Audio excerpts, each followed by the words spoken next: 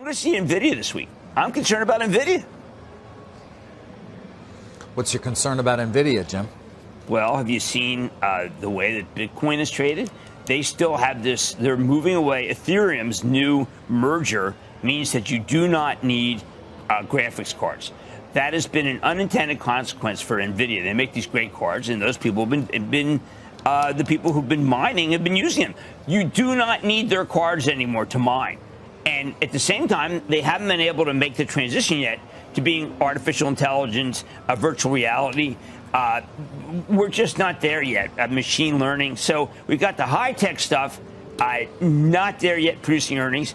And we have the lower stuff being hurt by this Ethereum transfer. David, I don't know how much you follow Bitcoin, but Bitcoin seems to be another thing that the Fed is sick of. Yeah, we're going to talk a bit more about that. You like that, though, don't you? Was a lot. You like that. Yeah. I like what? That the Fed's sick of Bitcoin. I don't know what the Fed is sick of.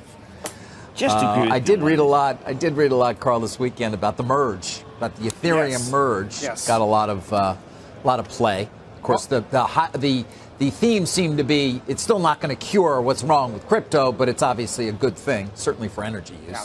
Well, Jim, to your larger point, though, okay, Fed needs to drain more liquidity.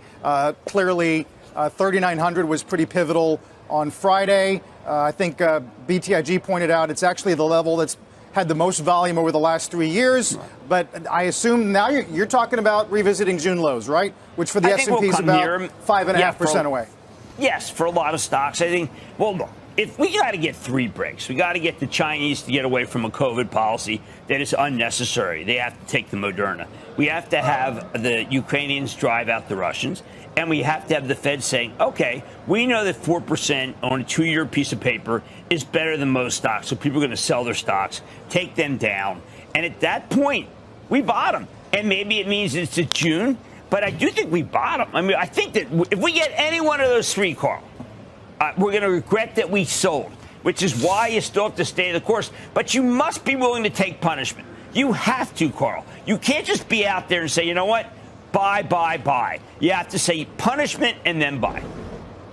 Well, Carl, Jim, I mean, a cessation of the hostilities in Ukraine we'd be up on a lot of things very quickly. Right. You would not want to be short that day. How can you sell? I mean, not that it's going to happen, unfortunately. We can all hope it will, that there'll be some unexpected reversal by Putin. But nonetheless, it is a risk if you're short. I think it really is. I listened to President Biden last night on 60 Minutes. I mean, incredible hawk on Taiwan. I mean, wow. But I don't think he's going to let Ukraine lose. Carl, that was a kind of a seminal interview. We had a president who basically said, Russia, look out. We had a president who said, China, you're nothing. This is very, very strong stuff. It tends to be walked back. But I do think that if I were Russia, I'd be thinking, you know what, maybe this was a big mistake. Maybe our leader is out of touch. If we get that, Carl, what are we going to... And we're short NVIDIA, it's a loser. And we're short NVIDIA, it's a loser. And we're short NVIDIA, it's a loser. And we're short NVIDIA, it's a loser.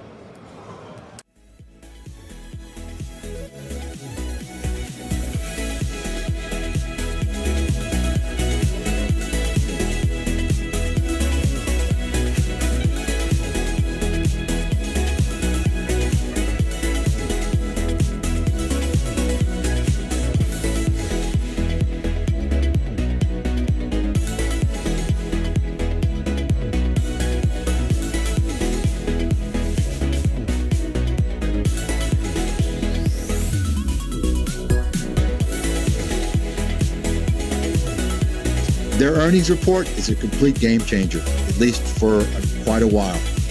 Bottom line, NVIDIA now is going to enter the realm of Tesla, Apple, and all these other big,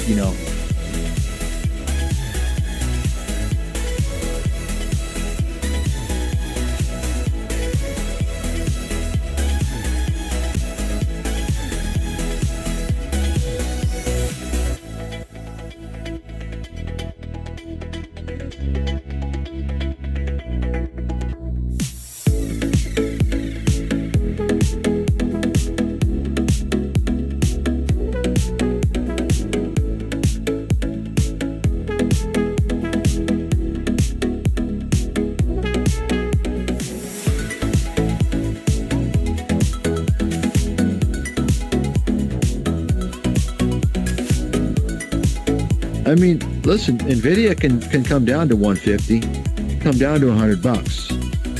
If you don't think it's possible, then you don't understand how the market works.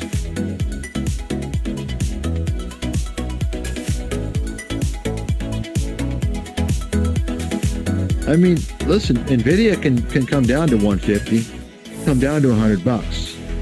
If you don't think it's possible, then you don't understand how the market works.